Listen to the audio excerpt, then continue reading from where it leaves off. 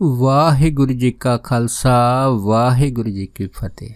ਗੁਰੂ ਪਿਆਰੀ ਗੁਰੂ ਸਵਾਰੀ ਪਰਮ ਸਤਿਕਾਰਯੋਗ ਸਾਧ ਸੰਗਤ ਜੀਓ, ਜਿਵੇਂ ਗੁਰਬਾਣੀ ਦਾ ਫਰਮਾਨ ਹੈ, ਸੁਖ ਨਾਹੀ ਰੇ ਹਰ ਭਗਤ ਬਿਨਾ, ਕਿ ਹਰੀ ਦੀ ਭਗਤੀ ਬੰਦਗੀ ਸਿਮਰਨ ਸਾਧਨਾ ਸੇਵਾ ਤੋਂ ਬਗੈਰ ਇਨਸਾਨ ਕਦੀ ਸੁਖੀ ਨਹੀਂ ਰਹਿ ਸਕਦਾ, ਨਾ ਇਸ ਲੋਕ ਦੇ ਵਿੱਚ ਤੇ ਨਾ ਉਸ ਪਰਲੋਕ ਦੇ ਵਿੱਚ। ਇਸ ਕਰਕੇ ਸੁਖੀ ਰਹਿਣ ਵਾਸਤੇ ਵਾਹਿਗੁਰੂ ਦੀ ਬੰਦਗੀ ਸੇਵਾ ਭਜਨ ਸਿਮਰਨ ਅਤਿ ਜ਼ਰੂਰੀ ਆ।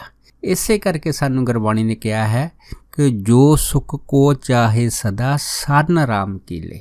ਪਰ ਕਈ ਵਾਰੀ ਅਸੀਂ ਦੇਖਦੇ ਹਾਂ ਕਿ ਖਾਸ ਕਰਕੇ ਉਹ ਪ੍ਰਾਣੀ ਜਿਹੜੇ ਗੁਰਮਤਿ ਤੋਂ ਅਣਜਾਣ ਹੁੰਦੇ ਆ, ਕਈ ਵਾਰੀ ਜ਼ਿੰਦਗੀ ਦੇ ਵਿੱਚ ਥੋੜ੍ਹੀ ਜਿਹੀ ਤਕਲੀਫ ਦੁੱਖ ਜਾਂ ਆਪਣੀ ਜਿਹੜੀ ਹੀਨ ਭਾਵਨਾ ਜਦ ਸਮਝਦੇ ਆ ਨਾ, ਤੇ ਇਸ ਨੂੰ ਬਰਦਾਸ਼ਤ ਨਹੀਂ ਕਰ ਸਕਦੇ। ਸੋ ਉਸ ਟਾਈਮ ਫਿਰ ਇਹੋ ਜਿਹੇ ਪ੍ਰਾਣੀ ਕਈ ਵਾਰੀ ਐਸਾ ਗਲਤ ਫੈਸਲਾ ਲੈ ਲੈਂਦੇ ਆਪਣੀ ਜ਼ਿੰਦਗੀ ਦਾ ਕਿ ਕਈ ਵਾਰ ਜਿਹੜੇ ਹਨ ਉਹ ਸੁਸਾਈਡ ਵੀ ਕਰ ਲੈਂਦੇ ਆ, ਖੁਦਕਸ਼ੀ ਵੀ ਕਰ ਲੈਂਦੇ ਆ। ਸੋ ਇਹ ਜਿਹੜੀ ਖੁਦਕਸ਼ੀ ਕੀਤੀ, ਇਹ ਆਪਣੇ ਆਪ ਦੇ ਨਾਲ ਆਤਮਘਾਤ ਕਰਨ ਵਾਲੀ ਗੱਲ ਹੈਗੀ ਆ। ਸੋ ਇਹੋ ਜਿਹੜੇ ਗਲਤ ਫੈਸਲੇ ਲਏ ਜਾਂਦੇ ਆ ਨਾ, ਸਭ ਤੋਂ ਵੱਡੇ ਫੈਸਲੇ ਜ਼ਿੰਦਗੀ ਦੇ, ਫਿਰ ਇਹਨਾਂ ਫੈਸਲਿਆਂ ਦਾ ਕੋਈ ਮੋੜ ਨਹੀਂ ਹੁੰਦਾ, ਕਿਉਂਕਿ ਇਹ ਫੈਸਲੇ ਉਹਦੀ ਜ਼ਿੰਦਗੀ ਨੂੰ ਐਸੀ ਦੁਚਿੱਤੀ ਦੇ ਵਿੱਚ ਫਸਾ ਦਿੰਦੇ ਆ ਜਿੱਥੇ ਉਹਦਾ ਫਿਰ ਜਿਹੜਾ ਨਿਕਲਣਾ ਹੈ ਨਾ ਤਕਰੀਬਨ ਨਾਮੁਮਕਿਨ ਹੋ ਜਾਂਦਾ ਹੈਗਾ। ਇਸ ਕਰਕੇ ਗੁਰਬਾਣੀ ਦੀ ਸੋਝੀ ਜਿਹੜੀ ਹੈ ਨਾ ਹਰੇਕ ਪ੍ਰਾਣੀ ਲਈ ਜ਼ਰੂਰੀ ਆ ਕਿ ਜਿਹਨੇ ਵੀ ਸੁੱਖ ਪ੍ਰਾਪਤ ਕਰਨਾ ਉਸ ਨੂੰ ਜੀਂਦੇ ਜੀ ਵਾਹਿਗੁਰੂ ਦੀ ਭਜਨ ਬੰਦਗੀ ਸਿਮਰਨ ਕਰਕੇ ਹੀ ਮਿਲਣਾ ਹੈ। ਅਗਰ ਕੋਈ ਇਨਸਾਨ ਜਿਹੜਾ ਆਪਣੇ ਜੀਵਨ ਦੇ ਵਿੱਚ ਕਿਸੇ ਕਾਰਨ ਕਰਕੇ ਦੁਖੀ ਹੋ ਜਾਵੇ, ਤੇ ਜੇ ਉਹ ਆਪਣੀ ਜ਼ਿੰਦਗੀ ਦੀ ਸਮਾਪਤੀ ਜਿਹੜੀ ਆ ਉਹ ਆਪਣਾ ਪੰਜ ਭੂਤਕ ਸਰੀਰ ਛੱਡ ਕੇ ਇਹ ਸਮਝ ਲਵੇ ਕਿ ਮੈਂ ਮਰਨ ਤੋਂ ਬਾਅਦ ਸੁਖੀ ਹੋ ਜਾਵਾਂਗਾ, ਹੈ ਨਾ, ਸਾਰੇ ਝਮੇਲੇ ਖਤਮ ਹੋ ਜਾਣਗੇ। ਅਸਲ ਦੇ ਵਿੱਚ ਕੀ ਹੈ, ਝਮੇਲੇ ਖਤਮ ਨਹੀਂ ਹੁੰਦੇ, ਉਹ ਅੱਗੇ ਨਾਲੋਂ ਕਈ ਗੁਣਾ ਹੋ ਕੇ ਜਿਹੜੇ ਉਹ ਵੱਧ ਜਾਂਦੇ ਆ। ਉਹਨੂੰ ਦੁੱਖਾਂ ਦੇ ਇੱਕ ਐਸੇ ਚੱਕਰ ਵੀ ਉਹਦੇ ਵਿੱਚ ਫਸਾ ਦਿੰਦੇ ਆ ਜਿੱਥੇ ਉਹਦਾ ਨਿਕਲਣਾ ਤਕਰੀਬਨ ਜਿਹੜਾ ਹੈ ਨਾ ਅਸੰਭਵ ਹੋ ਜਾਂਦਾ ਹੈਗਾ। ਜਿਵੇਂ ਕਿ ਦਾਸ ਨੇ ਇੱਕ ਬਹੁਤ ਸਾਰੇ ਜਿਹੜੇ ਹੈ ਨਾ ਕਈ ਰੂਹਾਂ ਦੇ ਜਿਹੜੇ ਕਿੱਸੇ ਹੈਗੇ ਆ ਮਹਾਤਮਾ ਤੋਂ ਸੁਣੇ ਆ, ਤੇ ਕਈ ਜਿਹੜੇ ਹੈ ਉਹਨਾਂ ਨੂੰ ਦੇਖਣ ਦੇ ਨਾਲ ਇਹ ਗੱਲਾਂ ਸਿਆਣੀ ਸਾਹਮਣੇ ਆ ਜਾਂਦੀਆਂ ਕਿ ਵਾਹਿਗੁਰੂ ਤੋਂ ਬਗੈਰ ਕੀਤਾ ਹੋਇਆ ਫੈਸਲਾ, ਉਸ ਕੁਦਰਤ ਦੀ ਕਾਦਰ ਦੀ ਜਿਹੜੀ ਕੁਦਰਤ ਹੈਗੀ ਆ ਉਹਦੇ ਨਾਲ ਫਿਰ ਖਿਲਵਾੜ ਵਾਲਾ ਜਿਹੜਾ ਫੈਸਲਾ ਕੀਤਾ ਹੋਇਆ ਹੁੰਦਾ, ਉਹ ਸਿਵਾਏ ਕੰਡਿਆਂ ਤੋਂ ਇਨਸਾਨ ਨੂੰ ਕੁਛ ਨਹੀਂ ਦਿੰਦਾ ਹੈ।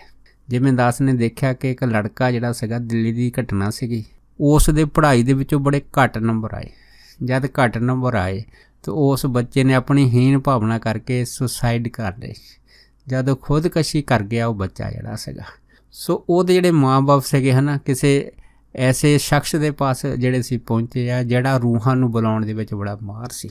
ਜਦ ਉਸ ਸ਼ਖਸ ਦੇ ਕੋਲ ਉਹਦੇ ਮਾਂ-ਬਾਪ ਪਹੁੰਚੇ ਆ ਤੇ ਉਹਨੇ ਜਦ ਉਸ ਬੱਚੇ ਦੀ ਰੂਹ ਨੂੰ ਜਿਹੜਾ ਬੁਲਾਇਆ ਸੀ, ਤਾਂ ਫਿਰ ਦੇਖੋ ਉਹਦੇ ਮਾਂ-ਬਾਪ ਨੇ ਉਹ ਬੱਚੇ ਨਾਲ ਜਿਹੜੇ ਸਵਾਲ ਕੀਤੇ ਸੀ, ਉਹਨਾਂ ਸਵਾਲਾਂ ਦੀ ਜਵਾਬ ਜਿਹੜਾ ਸੀ ਉਹ ਬੱਚੇ ਦੀ ਰੂਹ ਜਿਹੜੀ ਸੀਗੀ ਹੈ ਨਾ ਉਹ ਪੂਰੀ ਤਰ੍ਹਾਂ ਦੇ ਨਹੀਂ ਸਕੀ। ਉਸ ਤੋਂ ਇੱਦਾਂ ਲੱਗਦਾ ਸੀਗਾ ਕਿ ਉਹਨੇ ਇਹ ਗੱਲ ਮੰਨੀ ਸੀਗੀ ਕਿ ਉਹਨੇ ਸਭ ਤੋਂ ਵੱਡਾ ਜਿਹੜਾ ਹੈ ਨਾ ਇਹ ਕੋ ਕਰਮ ਕਰ ਲਿਆ ਹੈਗਾ, ਇਹ ਐਡਾ ਵੱਡਾ ਫੈਸਲਾ ਖੁਦਕਸ਼ੀ ਦਾ ਜਿਹੜਾ ਲਿਆ ਹੈਗਾ ਉਹ ਉਹਨੂੰ ਨਹੀਂ ਸੀ ਲੈਣਾ ਚਾਹੀਦਾ।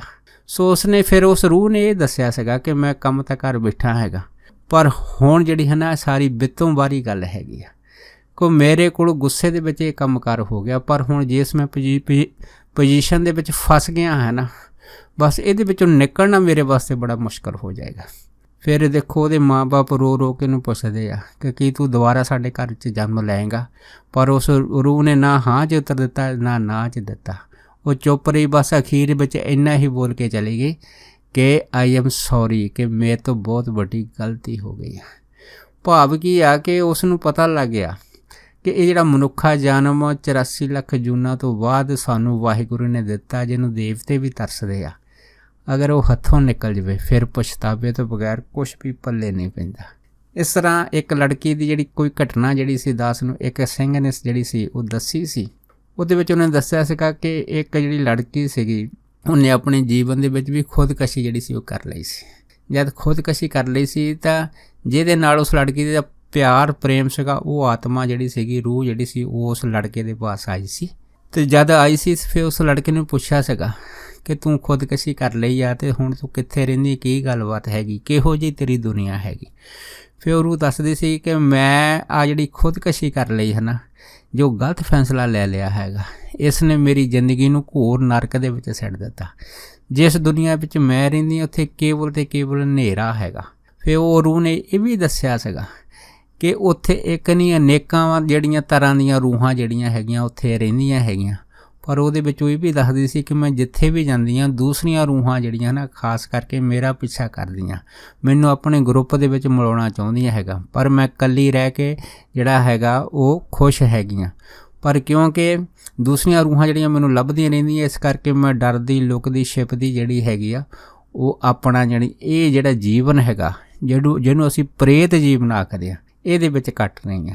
ਉਹ ਫਿਰ रूह ने ਜਿਹੜੀ ਮੌਕਾ ਪਾ ਕੇ ਜਿਹੜਾ ਉਹਦਾ ਪਿਆਰਾ ਕੋਈ ਸੱਜਣ ਸੀਗਾ ਹੈ ਨਾ, ਉਹਨੂੰ ਇਹ ਗੱਲ ਦੱਸੀ ਸੀਗੀ ਕਿ ਮੈਂ ਬਿਨਾਂ ਖੁਦਕਸ਼ੀ ਤੋਂ ਅਗਰ ਇਹ ਕੰਮ ਨਾ ਕਰਦੀ ਤੇ ਅੱਜ ਮੇਰੀ ਜ਼ਿੰਦਗੀ ਜਿਹੜੀ ਸੀ ਹੋਰ ਤਰ੍ਹਾਂ ਦੀ ਹੁੰਦੀ। पर मैं एड्डी वड्डी गलती करके दूसरिया रूहां दे जकड़ दे विच ऐसी आ गई कि कई जड़ियाँ पहलियां रूहां खास करके जड़ियाँ जंग रूहां हैगियां, वो जड़ियाँ जंग रूहां हैगियां वो मैनू अपना शिकार बनाउणा चाहुंदियां, अपने नाल अपने ग्रुप दे विच मिलाउणा चाहुंदियां है। सो ये गंदियां रूहां तो बचण वास्ते जिहड़ी है मैं लुक के रहिंदी हां किसी अजाड़ दे विच, किसी होर सुमसान जगह ते जिथे वो मैनू देख ना सकण।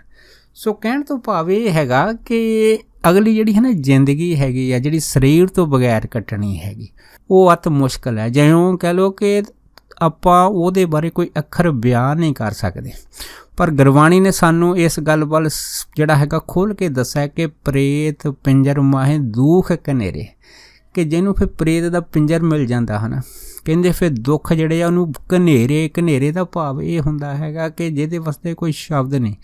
इस तरह के दुखों की जिंदगी विच उस प्रेत रूह नूं जिहड़ा है फिर सड़ना पैंदा हैगा। फिर ये प्रेत रूह कोई जानी कि 2-4 साल का समा नहीं, कई बारी तो ये इन्नी हज़ारां जिहड़ी साल जिहड़ी लंबी हो जाती है कि इस प्रेत रूह दे विचों निकलना ही बहुत मुश्किल हो जाता। सो कहण तो भाव ये हैगा कि जिहड़ियां रूहां रब दा नाम नहीं लैंदियां है ना, सो वो रूहां जिहड़ियां हैगियां जद अपना फैसला जिहड़ा हैगा किसी जज्बात दे विच किसी गलत तरीके दे नाल जद आप कर बैठदियां अपने पैरों ते आप कहाड़ा मार लैंदियां, फिर इहो जिहियां रूहां दा लोक भी चलिया जांदा परलोक भी चलिया जांदा। इस तरह की एक घटना जिहड़ी आ हरभजन सिंह जी सोढी हुणां ने भी जिहड़ी है वो अपने जीवन दे विच दस्सी आ। उन्होंने दस्सिया सीगा कि उन्हां दा एक जिहड़ा मित्र जिहदा नाम बंता सिंह हुंदा सीगा, उस बंता सिंह दा पिता जिहदा नाम जिहड़ा सीगा सरदार विसावा सिंह सीगा। ये जिहड़ा सरदार विसावा सिंह उन्हां दे पिता हुंदे सीगे, ये चीन दे विच रहिंदे सी उन्हां टाइमां दे विच, ते उत्थे जेल दे विच जिहड़े है ना चीनी जेल दे विच जिहड़े सीगे वो काम करदे हुंदे सी दरोगे दा। जद कहंदे काम करदे हुंदे सीगे ते क्योंकि उत्थे जेल दे विच कैदियां नाल ज़्यादा वाह पैंदा सीगा, इस करके उन्हां दा जिहड़ा जीवन सीगा ना खास करके कैदियां दे नाल विहार करदिआं करदिआं गालां कड्ढण वाला ज़्यादा बन गया सीगा। वो हर टाइम जिहड़े है ना उन्हां दी जीवन दे विच ये आदत बन गई सी कि जदों भी कोई गल होनी उन्हें हरेक गल गाल कढ़ के ही करनी। पर समा आके जदों चीन तो वापस आए रिटायर हो के उन्होंने बहुत सारा है ना पैसा लियांदा, जद पैसा लियांदा हुण आदत जिहड़ी सी गाला कढ़ण दी पक चुकी सी ते रब दा नां तां उन्हां दे जीवन दे विच कोहां दूर चल गया सीगा। पर अखीर अंत समय जद वो बीमार होए मंजे बिस्तरे ते पए, फिर उस टाइम भी वो मंजे बिस्तरे ते पए बीमार हुंदे होए भी उच्ची उच्ची जिहड़ियां सी वो गालां कढ़दे रहिंदे सी। जद वो गंदियां गालां कढ़दे रहिंदे सीगे ते फिर देखो कोई भी जिहड़ा सज्जण सीगा वो उन्हां दे लागे नहीं सी जांदा, क्योंकि उन्हां दी ये आदत जिहड़ी सी पूरी तरह पक चुकी सीगी। अखीर जद उन्हां दा जिहड़ा सीगा वो अंत समां नेड़े है, सो घरदे ने सोचिया कि इन्नी जिंदगी दे विच कदी भी वाहिगुरू दा नाम नहीं लिया, इस करके उन्हें यतन किया भी कोई ना कोई रब का नां जिहड़ा ना इहदे मुख तो कढाया जाए। पर उन्होंने बहुत बारी उन्होंने कहा कि तू इस तरह कर, तू वाहिगुरू बोल, इस तरह कर, इस तरह कर, पर वो जिहड़े विसावा सिंह सीगे टस तो मस नहीं होए, क्योंकि रब दे नां दा जिहड़ा लफ्ज सीगा जां शब्द सीगा उन्हां दी जुबान दे उत्ते कदी आया ही नहीं। फिर देखो कहंदे सारे रिश्तेदारां ने इकट्ठे होकर एक ब्योंत बनाई, उन्हां दे ਹਰਭਜਨ ਸਿੰਘ ਸੋਢੀ ਹੋਣਾ ਦੇ ਰਿਸ਼ਤੇਦਾਰਾਂ ਵਿੱਚੋਂ ਇੱਕ ਸੱਜਣ ਦਾ ਨਾਂ ਜਿਹੜਾ ਸੀਗਾ ਉਹ ਰਾਮ ਸੀਗਾ। ਉਹਨਾਂ ਨੇ ਆਖਿਆ ਕਿ ਉਸ ਰਾਮ ਨੂੰ ਬੁਲਾ ਕੇ ਲੈ ਕੇ ਜਾਓ, ਅਤੇ ਜਦ ਰਾਮ ਨੂੰ ਉਹਦੇ ਸਾਹਮਣੇ ਕਰਾਂਗੇ ਅਸੀਂ ਇਹਨੂੰ ਪੁੱਛਾਂਗੇ ਕਿ ਇਹਦਾ ਨਾਮ ਕੀ ਹੈ। ਜਦੋਂ ਰਾਮ ਕਹੂਗਾ ਹੈ ਨਾ, ਫਿਰ ਹੋ ਸਕਦਾ ਜਿਵੇਂ ਅਜਮਲ ਪਾਪੀ ਨੇ ਜਿਹੜਾ ਆਖਰ ਦੇ ਵਿੱਚ ਆਪਣੇ ਪੁੱਤਰ ਨੂੰ ਨਰੈਣ ਕਹਿ ਕੇ ਆਵਾਜ਼ ਮਾਰੀ ਸੀ ਅਤੇ ਉਹਦਾ ਜਮਦੂਤਾਂ ਤੋਂ ਛੁਟਕਾਰਾ ਹੋ ਗਿਆ ਸੀਗਾ। ਹੋ ਸਕਦਾ ਹੈਗਾ ਕਿ ਇਹਦਾ ਵੀ ਜਿਹੜਾ ਜੀਵਨ ਦੇ ਵਿੱਚ ਇਸ ਤਰ੍ਹਾਂ ਛੁਟਕਾਰਾ ਹੋ ਜਾਵੇ। ਸੋ ਜਦੋਂ ਉਹਦੀ ਯੁਕਤੀ ਦੇ ਨਾਲ ਇਸੇ ਤਰ੍ਹਾਂ ਜਦੋਂ ਉਹ ਜਿਹੜਾ ਰਾਮ ਵਿਅਕਤੀ ਸੀਗਾ ਜਦ ਉਹਨੂੰ ਬੁਲਾਇਆ ਅਤੇ ਉਹਨਾਂ ਨੇ ਜਾ ਕੇ ਹੈ ਨਾ ਵਿਸਾਵਾ ਸਿੰਘ ਦੇ ਸਾਹਮਣੇ ਰਾਮ ਨੂੰ ਖੜਾ ਕਰਕੇ ਪੁੱਛਿਆ ਕਿ ਇਹ ਕੌਣ ਆ। ਪਰ ਵਿਸਾਵਾ ਸਿੰਘ ਨੇ ਦੇਖੋ ਉਲਟਾ ਹੀ ਉਹਦਾ ਨਾਮ ਰਾਮ ਕਹਿਣ ਦੀ ਬਜਾਏ ਹੈ ਨਾ ਸਿੱਧਾ ਜਿਹੜਾ ਉਹ ਆਖ ਦਿੱਤਾ ਕਿ ਇਹ ਜਮਾਦਾਰ ਦਾ ਜਵਾਈ ਆ। ਜਦ ਜਮਾਦਾਰ ਦਾ ਜਵਾਈ ਬੋਲਿਆ ਅਤੇ ਬਸ ਫੇਰ ਕੀ ਸੀ, ਸਾਰੇ ਜਿਹੜੇ ਸੀ ਹੈਰਾਨ ਹੋ ਗਏ, ਕਿਉਂ ਰਾਮ ਨਾਂ ਤਾਂ ਉਹਨੇ ਬੋਲਿਆ ਹੀ ਨਹੀਂ। ਜਦ ਜਮਾਦਾਰ ਦਾ ਜਵਾਈ ਬੋਲਿਆ ਫਿਰ ਸਾਰਿਆਂ ਨੇ ਦੁਬਾਰਾ ਕੋਸ਼ਿਸ਼ ਕੀਤੀ, ਕਹਿੰਦੇ ਉਹ ਜਵਾਈ ਤਾਂ ਹੈ ਪਰ ਇਹਦਾ ਨਾਮ ਕੀ ਆ। ਜਦ ਇੰਨੀ ਗੱਲ ਕਹਿਣ ਦੀ ਢੇਰ ਸੀ, ਬਸ ਉਹਦੀ ਕੰਬਦੇ ਇਹ ਆਵਾਜ਼ ਦੇ ਵਿੱਚੋਂ ਇਹੋ ਹੀ ਅੱਖਰ ਲਿਖਿਆ ਕਿ ਇਹ ਜਮਾਦਾਰ, ਕਿਉਂਕਿ ਦੁਬਾਰਾ ਫਿਰ ਬੋਲਣਾ ਚਾਹੁੰਦਾ ਸੀ ਵੀ ਜਮਾਦਾਰ ਦਾ ਜਵਾਈ, ਪਰ ਜਮਾਦਾਰ ਕਹਿੰਦੇ ਹੀ ਉਹਦਾ ਜਿਹੜਾ ਪੰਜ ਭੂਤਕ ਸਰੀਰ ਸੀਗਾ ਉਹ ਛੁੱਟ ਗਿਆ। ਜਦ ਪੰਜ ਭੂਤਕ ਸਰੀਰ ਛੁੱਟ ਗਿਆ ਅਤੇ ਉਹ ਜਿਹੜਾ ਸੱਜਣ ਪਰਲੋਕ ਸੁਧਾਰ ਗਿਆ, ਕਿਉਂਕਿ ਰੱਬ ਦਾ ਨਾਂ ਤਾਂ ਜ਼ਿੰਦਗੀ ਦੇ ਵਿੱਚ ਕਦੀ ਲਿਆ ਹੀ ਨਹੀਂ ਸੀ। ਜਦ ਨਹੀਂ ਲਿਆ ਸੀਗਾ ਫਿਰ ਉਹਦੀ ਜਿਹੜੀ ਰੂਹ ਸੀਗੀ ਮੁੜ ਕੇ ਫਿਰ ਉਹ ਪ੍ਰੇਤ ਜੂਨੀ 'ਚ ਚਲੇ ਗਈ। ਜਦ ਵਿਸਾਵਾ ਸਿੰਘ ਦੀ ਰੂਹ ਜਿਹੜੀ ਪ੍ਰੇਤ ਜੂਨੀ 'ਚ ਚਲੇ ਗਈ ਅਤੇ ਵਿਸਾਵਾ ਸਿੰਘ ਦਾ ਇੱਕ ਲੜਕਾ ਸੀਗਾ ਜਿਹਦਾ ਨਾਮ ਬੰਤਾ ਸਿੰਘ ਸੀ। ਇਹ ਬੰਤਾ ਸਿੰਘ ਜਿਹੜੇ ਸੀਗੇ ਇਹ ਹਰਭਜਨ ਸਿੰਘ ਸੋਢੀ ਹੁਣਾਂ ਦੇ ਇਹ ਹਾਣੀ ਪ੍ਰਵਾਣੀ ਸੀਗੇ, ਅਤੇ ਕਿਉਂਕਿ ਪੁਰਾਣੀ ਮਿੱਤਰਤਾ ਸੀ। ਇੱਕ ਦਿਨ ਫਿਰ ਬੰਤਾ ਸਿੰਘ ਨੇ ਹਰਭਜਨ ਸਿੰਘ ਸੋਢੀ ਨੂੰ ਆਖਿਆ ਸੀਗਾ ਕਿ ਮੇਰੇ ਪਿਤਾ ਜੀ ਜਦ ਚੀਨ ਦੇ ਵਿੱਚ ਜੇਲ੍ਹ 'ਚ ਕੰਮ ਕਰਦੇ ਹੁੰਦੇ ਬਹੁਤ ਸਾਰੀ ਮਾਇਆ ਲਿਆਏ ਸੀ, ਪਰ ਉਸ ਤੋਂ ਬਾਅਦ ਉਹਨਾਂ ਨੇ ਜਿਹੜੀ ਮਾਇਆ ਸੀਗੀ ਨਾ ਘਰ ਦੇ ਕਿਸੇ ਕੋਨੇ ਵਿੱਚ ਦੱਬ ਦਿੱਤੀ ਆ, ਪਰ ਮੈਨੂੰ ਉਹ ਲੱਭੀ ਨਹੀਂ, ਕਿਉਂਕਿ ਬੰਤਾ ਸਿੰਘ ਜਿਹੜਾ ਉਹਨਾਂ ਦਾ ਲੜਕਾ ਸੀਗਾ ਉਹ ਬਹੁਤ ਹੀ ਜ਼ਿਆਦਾ ਜਿਹੜਾ ਸੀਗਾ ਉਹ ਮਾੜੀ ਸੰਗਤ ਦੇ ਵਿੱਚ ਪਿਆ ਹੋਇਆ ਸੀਗਾ। ਫਿਰ ਉਹਨੇ ਹਰਭਜਨ ਸਿੰਘ ਸੋਢੀ ਹੁਣਾਂ ਨੂੰ ਵਾਸਤਾ ਪਾ ਕੇ ਆਖਿਆ ਕਿ ਤੁਸੀਂ ਮੇਰੇ ਪਿਤਾ ਦੀ ਰੂਹ ਨੂੰ ਬੁਲਾਓ ਅਤੇ ਉਹਨੂੰ ਬੁਲਾ ਕੇ ਪੁੱਛੀਏ ਕਿ ਉਹ ਜਿਹੜੇ ਪੈਸੇ ਆ ਜੇਲ੍ਹ ਦੇ ਵਿੱਚ ਕਮਾਏ ਹੋਏ ਕਿੱਥੇ ਰੱਖੇ ਆ। ਅਤੇ ਫਿਰ ਹਰਭਜਨ ਸਿੰਘ ਸੋਢੀ ਕਹਿਣ ਲੱਗੇ, ਕਹਿੰਦੇ ਕਿ ਫਿਰ ਅਸੀਂ ਜਾਣੀ ਕਿ ਉਹ ਵਿਸਾਵਾ ਸਿੰਘ ਦੀ ਰੂਹ ਨੂੰ ਜਿਹੜਾ ਸੀਗਾ ਉਹ ਬੁਲਾਇਆ।